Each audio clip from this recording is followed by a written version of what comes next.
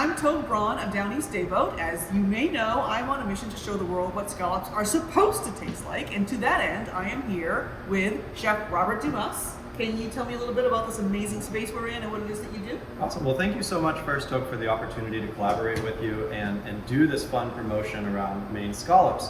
So we're here at the University of Maine, and we are in the Dr. Matthew Hyland's pilot plant for food processing, where I serve as the Food Science Innovation Coordinator. And in that role, I get the opportunity to do a lot of really fun stuff with academic research, and I also get to kind of fulfill that land grant mission of the university of supporting our food system and supporting food producers in many different capacities, from product development to promotion and marketing. It's really a cool job. And Togue, I think you've got a pretty amazing product. Will you tell us a little bit about what you brought today? Sure. I brought a couple pounds of scallops. They were harvested by fisherman James West, fishing on his boat, the Gemma Jack. These are from Blue Hill Bay. A lot of people don't realize it, but scallops, just like oysters, have different flavors, different textures depending on where they grow. Okay. If you think about it, everything a shellfish ever gets, bivalve especially, filter feeders ever become, they take from the water around them. So the flavors from Blue Hill Bay, a scallop grown in Blue Hill Bay is going to taste very different from a scallop grown in Cobscook Bay or from Casco Bay. And it's so much fun to explore those flavor profiles all up and down the coast of Maine. And I love introducing those to folks around the country. Yeah, so I was classically trained as a chef, and I learned about wine, and especially French wine. You hear this term terroir, right? And the idea is that where the grapes are grown and what minerals there is in the soil adds to the flavor of it. And I've heard a term thrown around for oysters, and it's terroir. Terroir, absolutely. Right? And so what I think you're talking about there is the terroir of the scallop. The taste, a sense of place. There is a taste of a place. And if you're going to taste a place, you want it to be Maine, don't you? That's right. No offense to New Jersey or anything, but I want to taste Maine scallops. Absolutely. That's a funny thing. I grew up in Louisiana, and down there we grow a lot of Gulf oysters. But Gulf oysters, in my opinion, are not as delicious, like on the half shell, as a cold, like North Atlantic Something oyster. about a cold water. Yeah, absolutely. So cool. Well, in our video today, we're going to do a few different things. So we're going to start out and we're going to do a perfect seared scallop, right? So we're going to take these beautiful, fresh Dayboat scallops, and I think we should talk at some point about what exactly a Dayboat scallop Don't you worry, is. We'll get there. So we're going to do a perfect seared scallop, and then we're going to serve that with a kind of play on shrimp and grits, but we're going to do scallops and grits. So we're going to have a nice white cheddar grit with a beautiful Creole sauce, some crumbled bacon, a little bit of scallions. It should smells be really amazing. good. I've been smelling it. Yes. Well, and I ate it last night. No, not last night, Saturday night. Yeah. And it was really good. So hopefully I did it justice again. But either way, so we're going to do that, and then we're going to do a raw preparation. Yes. Because I think my formative memory of meeting you was doing a scallop presentation where you served a beautiful scallop crudo with Thai chili and little crispy shallots, and it was just so good. And so I wanted to kind of honor that tradition of a raw scallop. And so we're going to do a Peruvian kind of ceviche, a play on like the Leche de Tigre concept, or spicy coconut milk, and it should be really good. So let's get cracking. Jump in. So let's talk a little bit about how we're going to sear it, right? So now we've got our nice dry scallops. We've removed that sweet meat, or the foot, as I've heard it called. And I've got a gas stove here. I've got it on about a medium heat. And I have a cast steel pan. So cast steel's optional. You can just as effectively sear a scallop in a non-stick pan, a cast iron pan. You can even use a stainless steel pan, like an all-clad or a well-made or something like that. They will all work. The key is that you get it nice and hot, and that you use adequate oil, right? So that oil is going to be kind of the medium through which that thermal energy transfers into the scallop, right? So if you don't have enough oil, you're always going to get a so-so kind of sear on that scallop. That's why fried food gets so crispy, right? Because that oil is getting all of that heat into it. So we're going to season these really simply. We're going to use a little bit of Maine sea salt, and because scallops cook pretty fast, I've got a landing zone for my scallops ready to go right here, right? And I've got my utensils ready to go right here. I've got a tongue and I've got a little spatula here. So let's go ahead and let's sprinkle. We're gonna just season about half of these for our first round. And when you season, you always want to season kind of from above, right? You want to allow the seasoning to fall naturally. And I like to always season both sides. This is a pretty coarse salt, so I'm not going to do a super heavy sprinkle on here. But we're going to give them just a little bit more on the other side. And I like that this is Maine sea salt. So this is Yeah. sea salt. This is salt that was derived from the same waters that these scallops came from. That's right. We're just going to do a tiny little bit on the other side, and it is pretty coarse, so it comes with some weight. All right, so I've been preheating my pan. I can feel that it's nice and warm. I have a neutral cooking oil.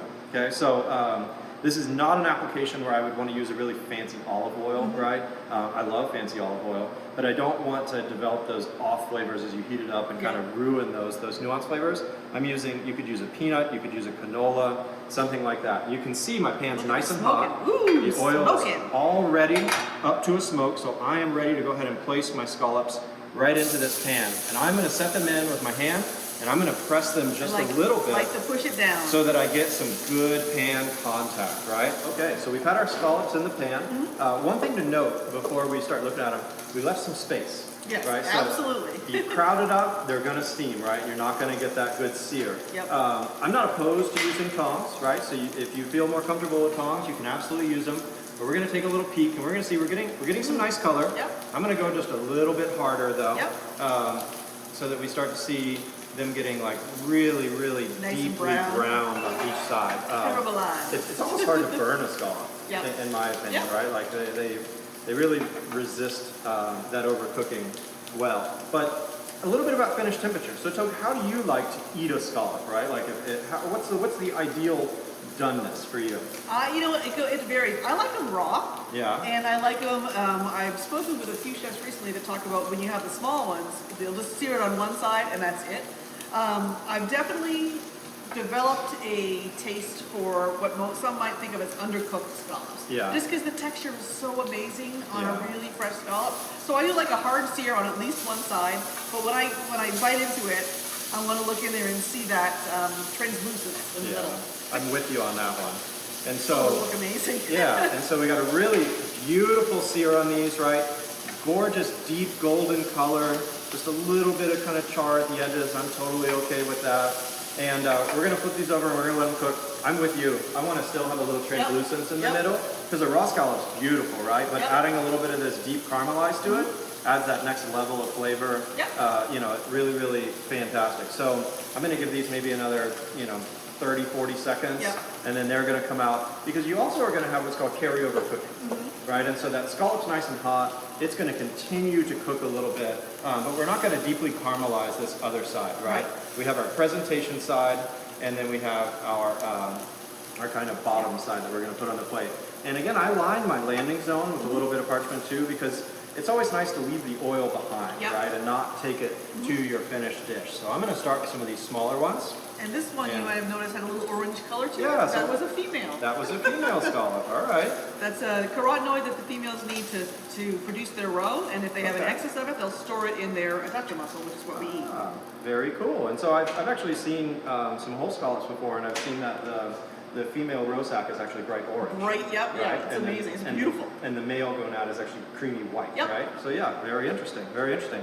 And so yeah, so we have a beautiful female scallop here that's got a little pink, and then we've got some really beautiful seared scallops here.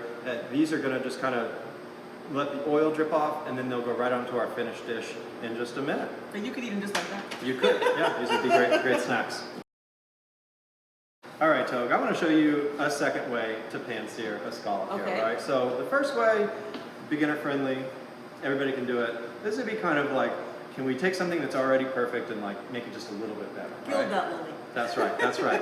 And so what we're going to do for this one is we're going to do two things. One, we're going to do a really light score on the surface, and then two, we're going to do a French technique called butter basting, right, or rosé. Yep. And so what do you think an advantage to kind of scoring the surface of this would be? I'm guessing it's gonna increase the surface area somehow that the heat can get into. That's exactly it, right? We're going to create more surface area so that as we sear this, we've got more of those little edges to get crispy, right? Crispy edges. Yeah, right. And it's going to give us kind of next level, kind of deep caramelization, right? And notice as I use my knife, I'm just going barely in, right? Like if you look at it really close, it's got kind of a little crosshatch pattern now, right? And so again, just like our previous scallops, we're going to go onto a tray here, And that tray is lined with a little bit of paper. And we've got our cast iron or cast steel pan preheating. While it's preheating, I'm going to just lightly season my scallops with a little bit of our Maine sea salt here. And you said the trick is a really sharp knife, right? You don't want to try this with a butter knife. No, you definitely need a reasonably sharp knife in order to get a decent sear there. And I'm just going to flip these over and do a tiny little bit of salt on the other side, right? And again, I think like scallops kind of have like a really beautiful like natural flavor, so I'm not really one to like put a bunch of other seasoning on, right? And because I was schooled in French cooking, there's no pepper on seafood, right? Absolutely like don't put the dirt on my fish, right? And so no pepper. I love pepper. But you can put it on afterwards. You don't need to put it on there and have it burn and have it obscure the colors. That's right. And so we got our pan preheated. I just put in some neutral oil, and you can see it's already smoking, right? And I've got just enough that the bottom of my pan is coated, right? And I know that my presentation side is the side that I had down, and so I'm going to press that right into that hot oil, and you want to hear that sear immediately. Sizzle, sizzle. Right?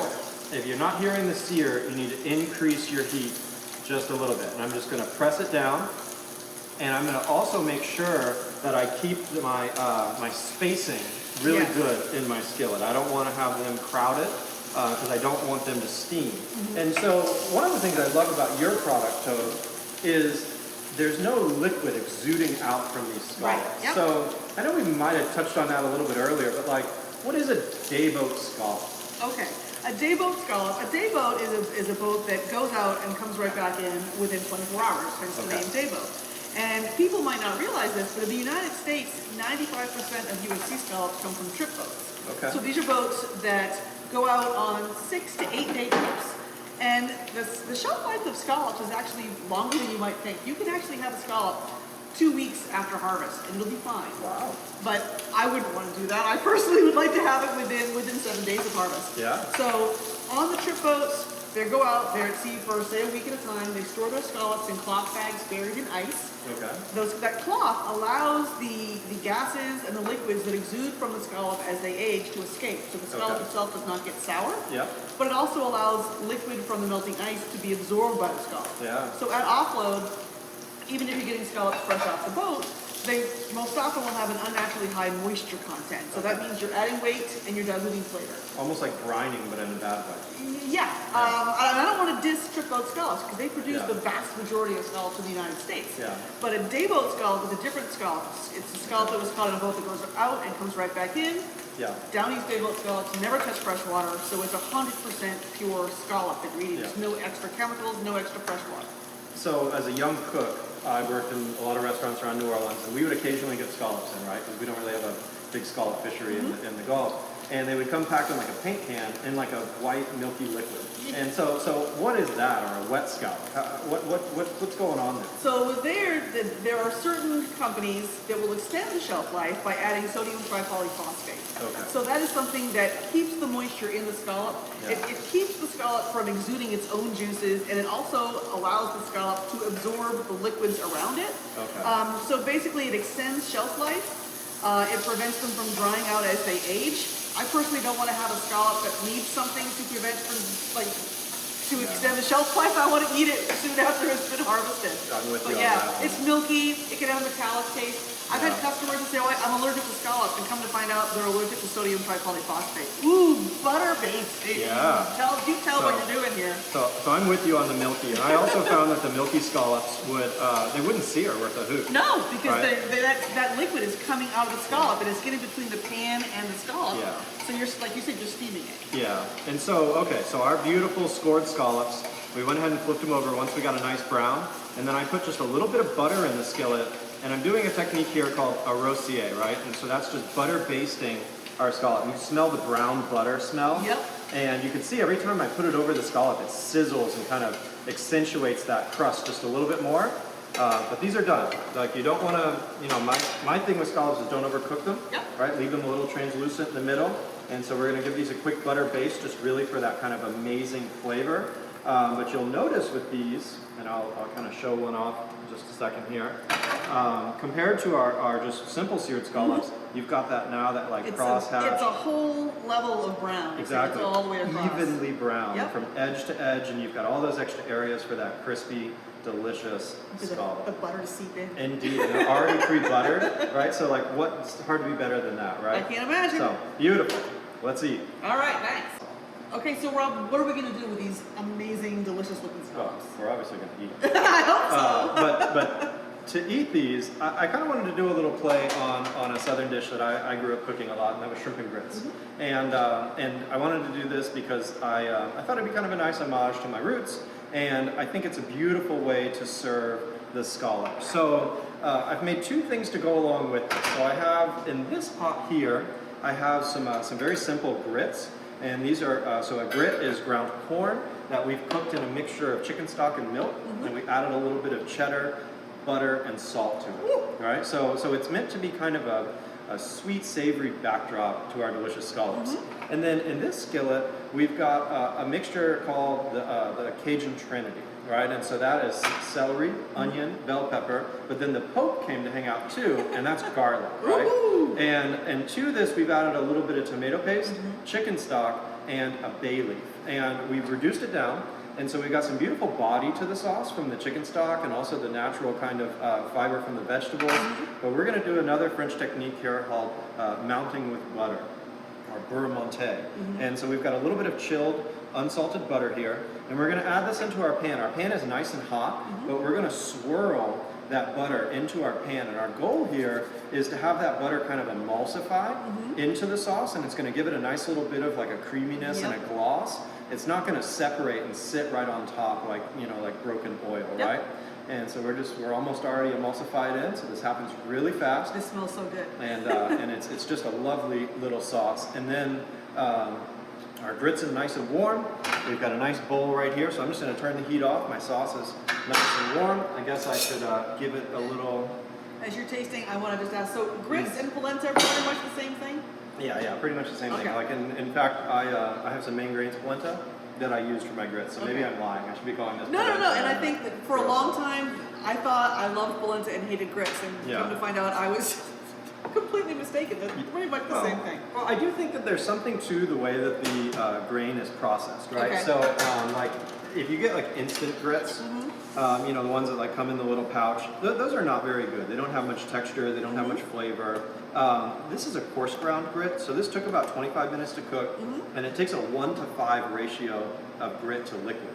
And so for half a cup, I used almost 3 full cups of liquid to get this nice and creamy. And I don't like grits to be like, you know, too thick, right? They need to move when you put them on the plate. Maine grown, you said, right? Yeah, Maine grown grits? This is Maine grains, coarsely ground corn. Oh, that and looks it's so good. And it's a flint sauce here.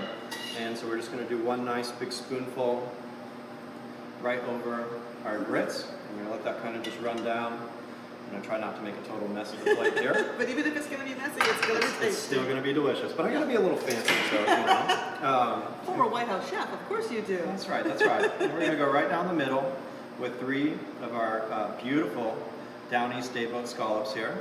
And then to finish this up, we're going to go on, I've got some crumbled bacon here. And this is actually backyard bacon from my American guinea hogs that I raised. So it's nice and fatty and rich, a little salty.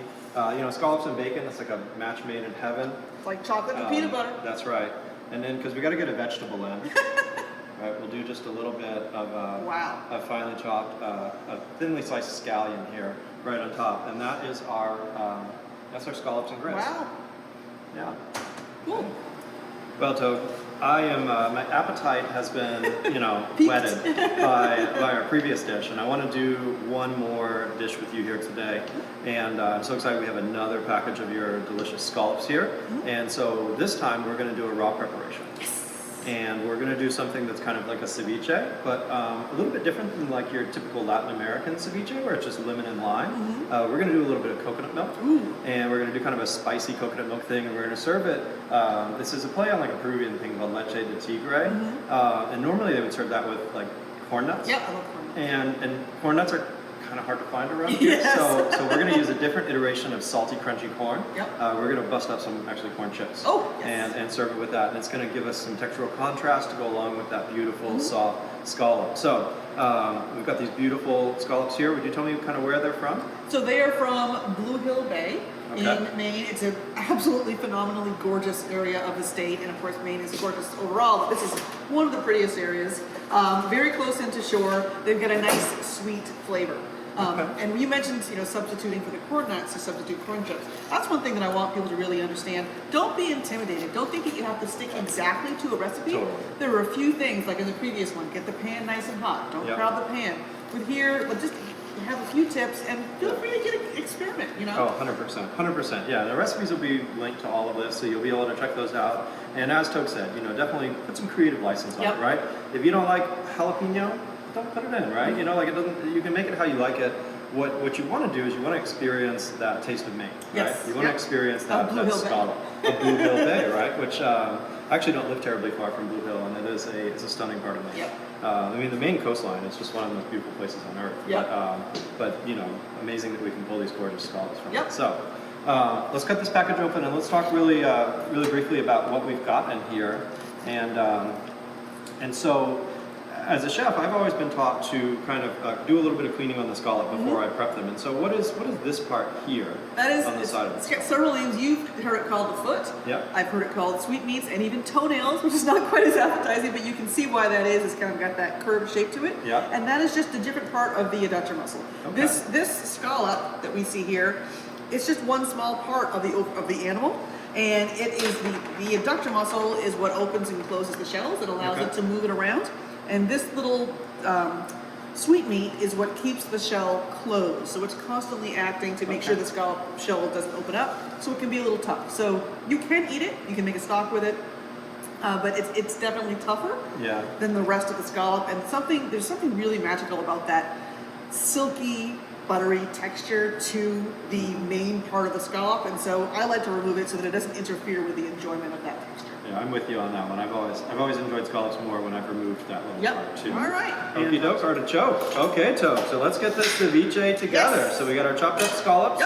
And we got our remaining ingredients here, and we're going to do, again, kind of like a little Peruvian thing. So we're going to start with some beautiful fresh lime. This is going to bring that acidity that's going to kind of change the texture of the scallops a little bit. I'm going to put you to work. We're going to squeeze those 2 lime halves into there. And then I've got some beautiful red onion here, and we're going to do just like kind of a small dice on this red onion. And so we're going to make some cuts, and then we're going to go back across, and we're just going to end up with some nice little squares of red onion, and we're going to just maybe start with like half. All the lime juice? Yeah, do both. Yep, we're going to get it good and limey. And I'm going to go right in with this beautiful red onion here.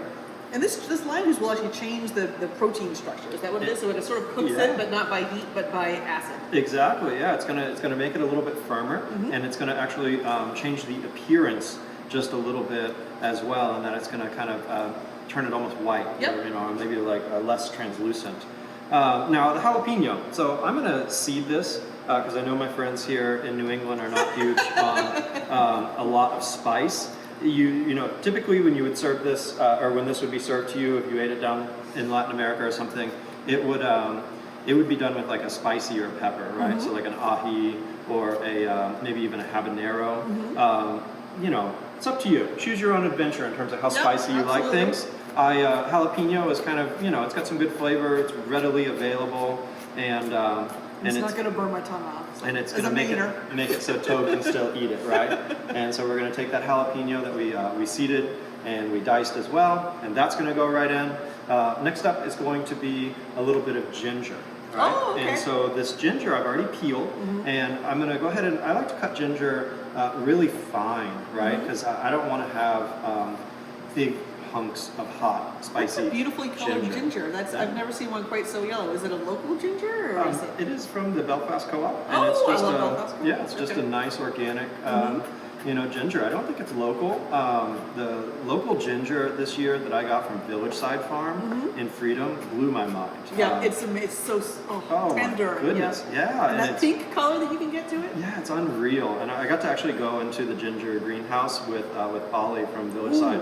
And I felt like I was in Hawaii or something. Even the air was electric with the spice of ginger. It was really cool. And I'm sensing a road trip there coming Oh yeah, yeah. Well, and the village side is just the most wonderful farm in the mid-coast. I'm biased. That's okay. We're okay with biases here. Yeah. And I'm from the mid-coast too, so that's good. There we go. Okay, so we're just going to go back across this one more time just to get any of those long bits that I left, because we do want to have the ginger really fine throughout this. Yeah, it could be tough if you, otherwise. Definitely, and I don't want big fibrous ginger. We're going to get some texture from the onion and from the jalapeno to go along with that very mild scallop. And so, you know, we're looking at like, I don't know, tablespoon and a half or something of the fresh ginger. And then now we're going to get into our remaining aromatics here. And so we've got a little bit of basil here, and I'm just going to pick away the big tough stems. And we've got a little bit of cilantro here. And the cilantro, I'm actually only going to trim away the very bottom of the stem here. And I'm going to use the rest of the stem. So everything that's along the leaves, it actually has a ton of flavor. And really, in my opinion, contributes like great texture to the dish. Okay. And so we're just going to kind of bundle these up. And we're gonna do kind of a fine chop this way, and this would be what I learned is called like a chiffonade, right? Where you're looking for little ribbons of the finely chopped herb. But I want to actually go back across these a little bit further, because I don't. Sometimes they can clump up in a ceviche, and I don't want to have big globs of herbs. So we're just gonna give this a couple more passes with the knife, but not chop it so long that we turn our cutting board green. All right. So we don't want to totally destroy the herbs. But we want to make sure that they spread out really nicely in this dish, okay? That looks like it's going to be good to me. So, I love the smell. Yes, it's amazing. You know, basil, cilantro. In a perfect world, if it was summertime here in Maine, we'd be using some nice Thai basil. But, you know, I can't find the Thai basil locally, unfortunately. So, we're using regular old basil. But that's okay, because what we're here for is scallops. That's right. Okay. And you can always find something, you know, don't worry about every single detail. You've got amazing scallops. You know, That's right. That's right. And then we're just going to do just a little bit of scallion. And I realized I left one little basil leaf, so we're going to chop that back up too. And we're just going to do a once across on the I love scallions. the scallion there. And that's going to Fresh go green flavor. Indeed. Okay, so let's get the rest of the ingredients in here. We're going to use a little bit of fish sauce. I like fish sauce. It's funky, it's umami rich. Oh, yes. It's going to really add some nice salt to this, but we can always add more, right? So with these kind of things, my instinct is always like put a little bit. Especially fish sauce. That you can overpower stuff. They're making fish sauce from green crabs here. I mean, like it's amazing the things that are going on and trying to use every last bit of every species. Yeah, well, Togue, that's literally happening right here in the pot. Oh, is it really? Oh, cool. Yeah, so I actually have a bottle of it in the refrigerator if you want to try it. But yeah, so the green crab project is interesting. Green crabs are super invasive, as you know, and they're really kind of damaging They're wreaking havoc on the clam flats. Yeah, because the little crabbies just get in there and eat everything, right? And so the challenge is like, you know, we eat crabs, but we don't eat green crabs because they're so little. And so we had to come up with some sort of an efficient way to eat those little buggers. And we figured out here at Maine that you can grind them up, salt them, ferment them, and make a fermented fish sauce that you can use, you know, very similar to like how you would use that fish sauce to season things, add umami. It's a cool project, and you know, if you're an entrepreneur out there that wants to make a cool product, hey, we got a recipe for you. Okay, so we have our scallops. We've tossed them with our lime juice, our ginger, our herbs, our red onion, our jalapeno, a little bit of fish sauce. We're going to put in just a little pinch of salt here. And that'll add some nice texture too. Indeed, indeed, and it also helps with the texture in the sense that it's going to like firm up the scallops a little bit, you know, with that salt. And then the last thing we're going to put in is some coconut milk, and this coconut milk is going to add a really nice kind of creaminess to this. And sweetness too. And a little bit of sweetness. It's going to balance out the bite from that lime. And we're going to have a really nice little... This smells so good. Doesn't I wish it? you could be here to smell this, because this is, I mean, even without cooking it, you could just smell the herbs and the scallions. And, Yeah, and it's beautiful too, isn't it? I love the that. colors. The red is perfect. Because I asked him earlier, why are you using red onions? And it's taste, but also the color. Because you eat with your eyes too. Totally. Okay, so we got our beautiful herbs here, and we're going to go ahead and plate this up. Well, I guess I should give it a little taste first before I plate it up and make my willing victims here eat it. So make sure I get a good representative bite. Do just a dash more fish sauce. Because I'm not afraid. Oh no, I love fish sauce. Yeah, that's good. The red onion is delicious. All right, so let's go ahead and plate this up. Because the plating, we're going to add a couple more elements to this, okay? We're going to plate this two ways. I'm gonna do it one way. We're gonna serve it right in its lovely little scallop shell here. And then we're gonna do another one. You know, as a chef, I've done lots and lots of hors d'oeuvre type events. And I love using these little spoons. These are like a ramen spoon. And so I love how this makes like a perfect little bite. Right? This would be great as like an amuse-bouche, right? Like if you worked at a fancy restaurant, you wanted to do this, or if you were having a dinner party, Yeah. you wanted to invite some guests over. Yeah. It's real cute. Okay, now I'm gonna make sure I just get a little bit of that lovely coconut milk in each one. And then I've got here a little habanero, kind of habanero peach. And we're gonna do just a nice little dollop of Oh, that. that is so pretty. And do a little dollop there. You know, I love serving in scallop shells, but I have to say there's something really nice about that presentation. And then because we're going to try to honor that Peruvian ceviche kind of thing, this is a little bit of crushed up corn chip, which seems like kind of a weird addition, but it adds a really nice little like salty element to this, and I just love that. And it also adds like a nice little bit of additional texture. And so we're just going to put that right in the kind of base of the spoon there. And the idea with this is it's just kind of a one bite hit, Shooter, you know? scallop shooters. Whereas like for this one, I feel like I'd want to serve a little spoon or something, right? So that people can kind of get at it. Yep. And enjoy that. But that's our Peruvian scallop ceviche with a little bit of coconut milk and a little bit of corn chip for crunch. So, Oh, that looks so good. yeah. So thank you so much, Chef Rob. Thank you to the University of Maine pilot. Say it again. University of Maine. So if you want the whole thing, it's the Dr. Matthew Highlands pilot plant for food processing. Okay, I'm going to say thank you to Chef Rob and the University of Maine, because that's a lot That's fine. easier. Just but, say that. But this Yeah, is yeah. an amazing place, and it's a great resource that we have to explore these amazing recipes. And honestly, I think you and I have a similar mission of getting people to eat more Maine seafood and Yes. don't be intimidated by it. Yes. It's good for us. It's delicious. We would all be better off if we ate more Maine scallops. That's right. That's right. Thanks so much, Togue. It's been a wonderful day. Appreciate getting to do this with you. Thank you.